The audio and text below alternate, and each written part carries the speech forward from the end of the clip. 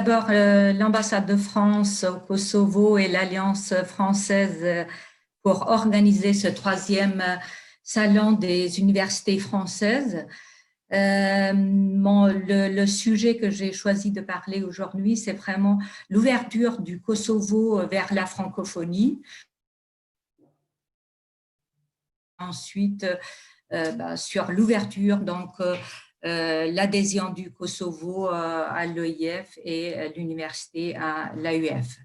Donc, le terme francophonie est apparu vers la fin du 19e siècle pour décrire l'ensemble des personnes et des pays utilisant le français.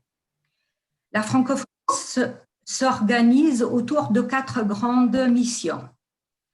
Promouvoir la langue française, promouvoir la paix, la démocratie et les droits de l'homme, soutenir l'éducation et la formation, l'enseignement supérieur et la recherche, et développer la coopération économique au service du développement durable.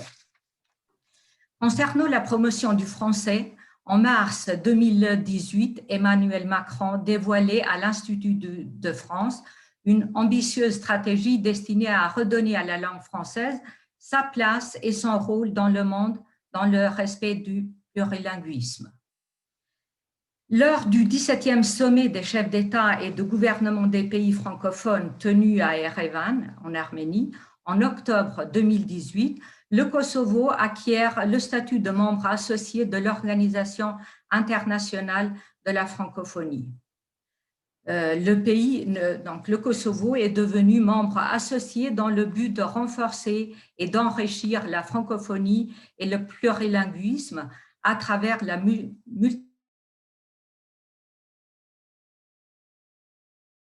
francophone de la région des Balkans, de l'Europe et avec les autres continents.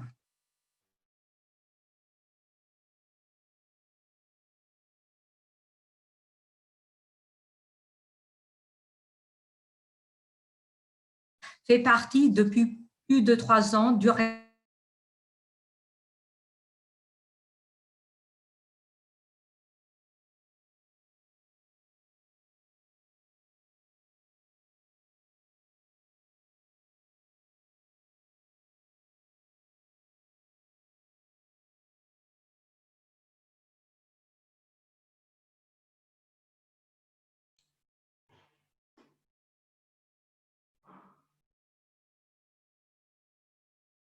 Valbona.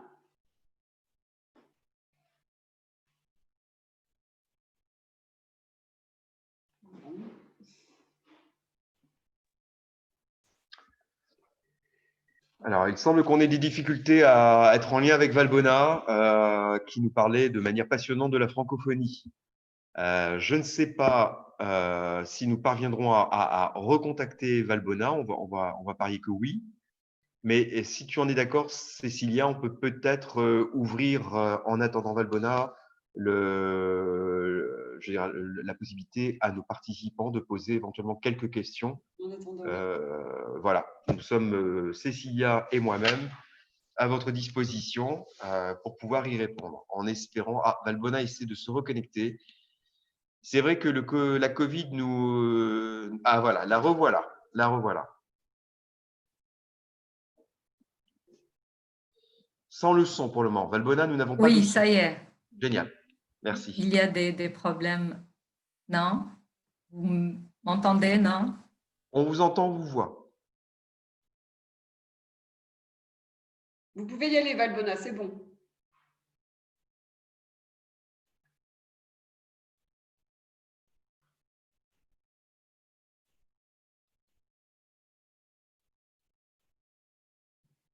Valbona? Oui? Allez-y, c'est bon. Une conférence virtuelle avec des problèmes. Merci. J'espère que ça va marcher. Donc, l'université de Pristina, Hassan Pristina.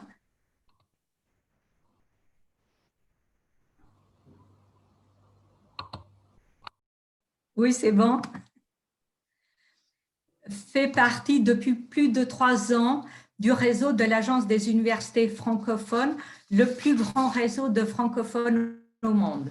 L'Université de Pristina souhaite renforcer les compétences linguistiques et méthodologiques des étudiants dans le département de langue et littérature française et dans les autres départements des facultés où le français est enseigné comme langue étrangère, donc comme module choisi. Elle met en place, donc tout d'abord, renforcement des capacités du département de français dans les réseaux internationaux par la facilitation de la mobilité académique des enseignants et des étudiants en mettant en place une collaboration bilatérale avec les universités membres du réseau de l'AU.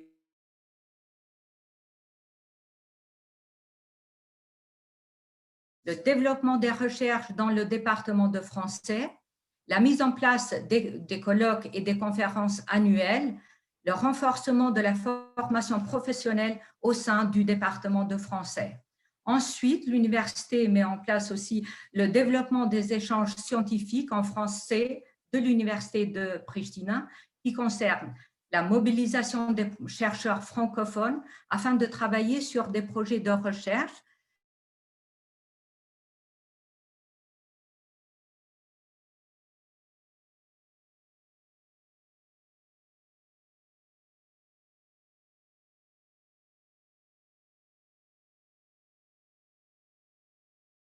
sur objectifs spécifiques afin d'engager dans des démarches l'insertion professionnelle.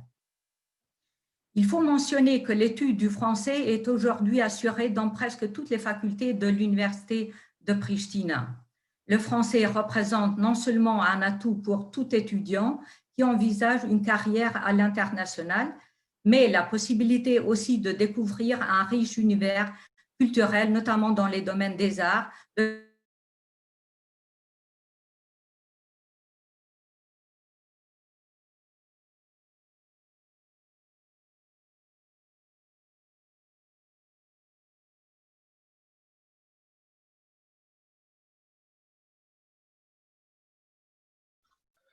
Nous sommes sur une intervention à suspense, avec des coupures, des reprises, des coupures, des reprises. Je ne sais pas voilà, si on aura encore la possibilité de se connecter avec Valbona, qui tente à nouveau une connexion. Peut-être que on pourrait ouvrir à n'importe quel moment. N'hésitez pas par le chat déjà à poser des questions si vous le souhaitez. Je peux continuer? Ouais, oui, alors Valbona, c'est compliqué. Hein. On a des coupures, on a des retours, on a des départs. Oui. On va continuer quand même comme ça. C'est pas moi le maître de cérémonie, c'est Cilia. Ok. Valbona, vous pouvez couper peut-être la vidéo, ça facilitera la parole peut-être ou ça évitera les coupures. D'accord. Bon, on arrête la vidéo. Oui. Bon, bah, je continue sur le centre francophone donc, de l'Université de Pristina qui met à disposition un espace, la salle Victor Hugo de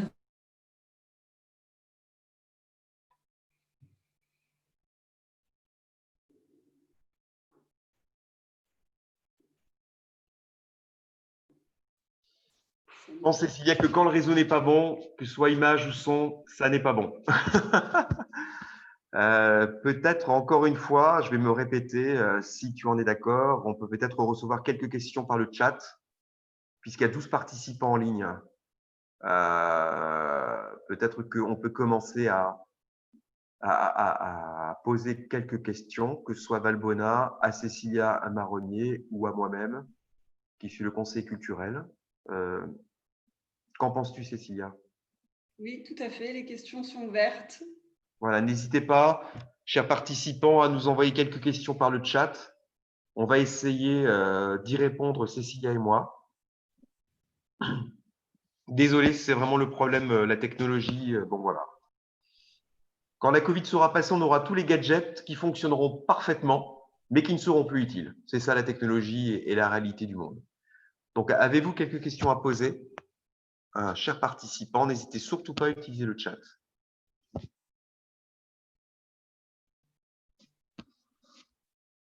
Ne soyez pas timide, c'est du chat. Vous êtes, voilà, vous avez le droit de la poser sans prendre la parole par caméra, par micro. Ça nous permettra peut-être Moi, ce que je voudrais dire en attendant que les questions vous viennent, est-ce que je peux parler, Cécilia? Me donne-tu le… Oui. Voilà, moi, ce qui m'a surpris et agréablement surpris quand je suis arrivé ici au Kosovo depuis le 1er octobre, c'est cet amour que vous avez pour le français et pour la culture française, qu'il s'agisse de la culture française en France ou la culture francophone, donc soit en Confédération helvétique, en Belgique, au Sénégal ou ailleurs. Ah, les questions commencent à tomber. Est-ce que les étudiants qui étudient en littérature française peuvent être médecins? Alors là, je vais envoyer la question à Cécilia. Qu'est-ce que tu en penses? La question, est-ce que les étudiants qui Ouais. étudient la langue et la littérature française peuvent étudier médecine, par exemple, dans les universités françaises?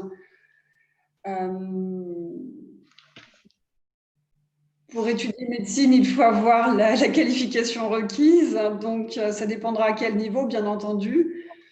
Si c'est pour rentrer à un niveau master, ce ne sera pas forcément accrédité, puisqu'il n'y aura pas forcément une équivalence au niveau de la matière.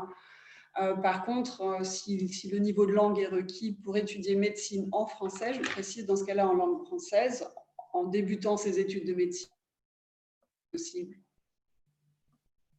Ouais, je confirme un peu pour avoir beaucoup de médecins dans ma famille. Effectivement, ce qu'on demande en faculté de médecine, c'est que vous soyez capable de pouvoir effectivement communiquer dans la langue des professeurs et des enseignants et de pouvoir faire une thèse en français. Donc, je suppose que, évidemment, ça suppose une très bonne maîtrise du français, mais je pense que c'est tout à fait possible.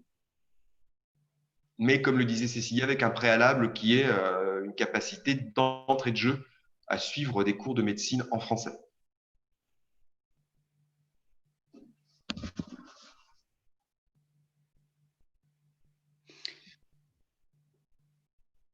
Alors, je crois que Valbona nous parlait juste avant l'interruption du centre francophone qui est établi à l'université, que tu as eu l'occasion de visiter. Donato, si tu veux peut-être dire quelques mots avant qu'elle nous rejoigne d'ici un tout petit instant, je vois qu'elle se connecte.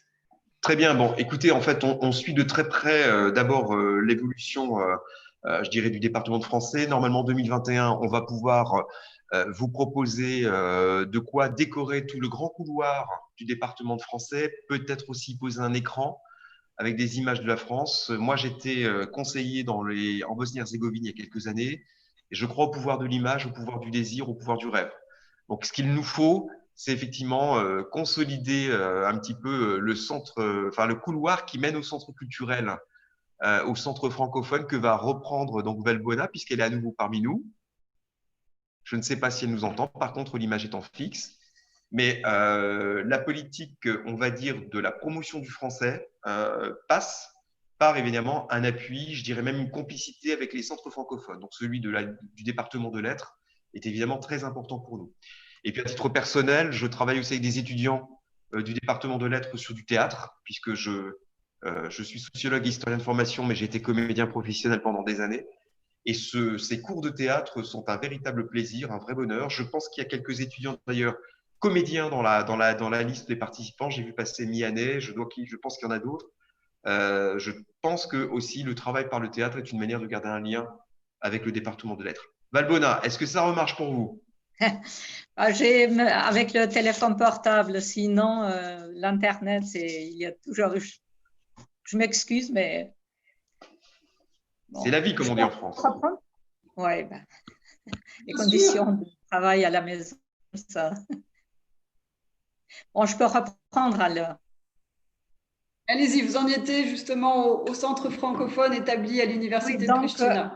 Oui, je parlais du CUF, le centre francophone de l'université de Pristina, qui cherche à créer des conditions de travail dans les domaines de la didactique et de la recherche par une méthodologie moderne d'enseignement-apprentissage. Donc, chaque année, le Centre francophone lance l'action d'encourager et de motiver les étudiants à apprendre la langue française et à connaître la culture francophone dans les facultés.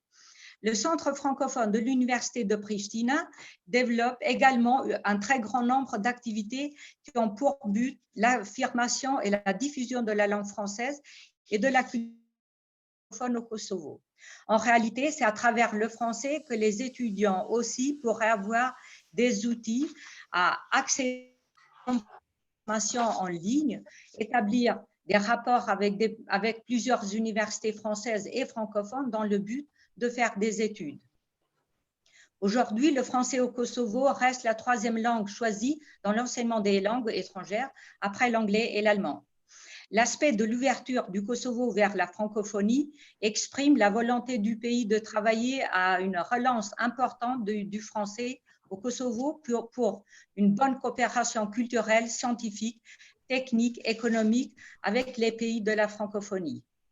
L'ouverture vers la francophonie apporte une contribution importante à l'avancement de l'ensemble des rapports directs et permet de trouver sa place dans la mise en œuvre du rapprochement des valeurs des autres ainsi que de sa propre présentation aux autres. Les activités relatives à la dynamisation de l'apprentissage du français et de l'ouverture du Kosovo vers la francophonie sont largement soutenues par les ambassades francophones, les ministères du Kosovo, l'OIF et l'AUF. Il faut mentionner l'engagement continu des institutions françaises au Kosovo, comme l'ambassade de France, l'ambassade de Suisse et l'Alliance française, qui, en coopération avec plusieurs institutions kosovares, œuvrent et répandent les principes de la francophonie tout en valorisant le patrimoine culturel de chaque pays.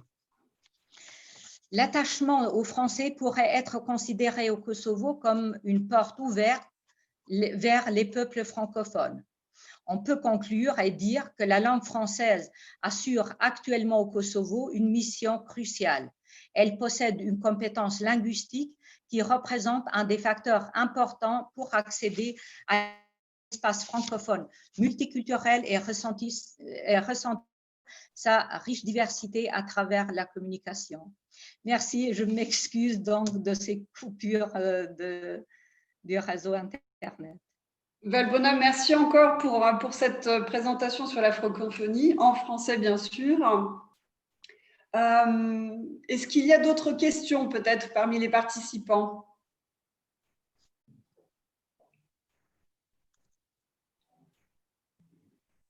Je ne sais pas si Donato veut peut-être ajouter quelques mots sur la francophonie ou sur le centre francophone que nous mentionnons juste avant la reprise.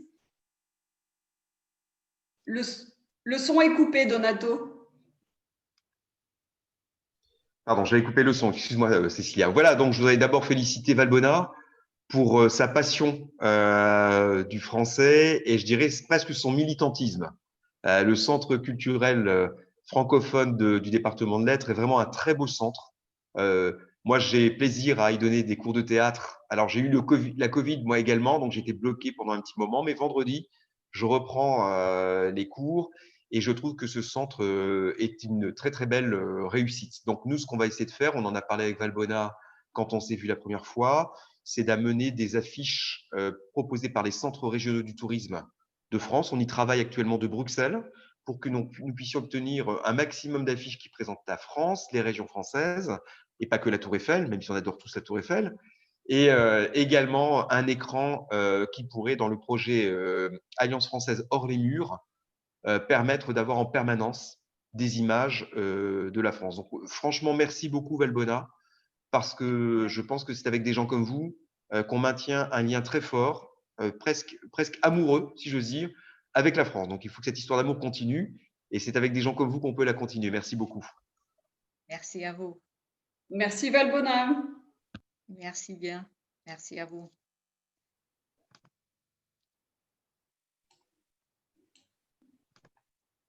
Si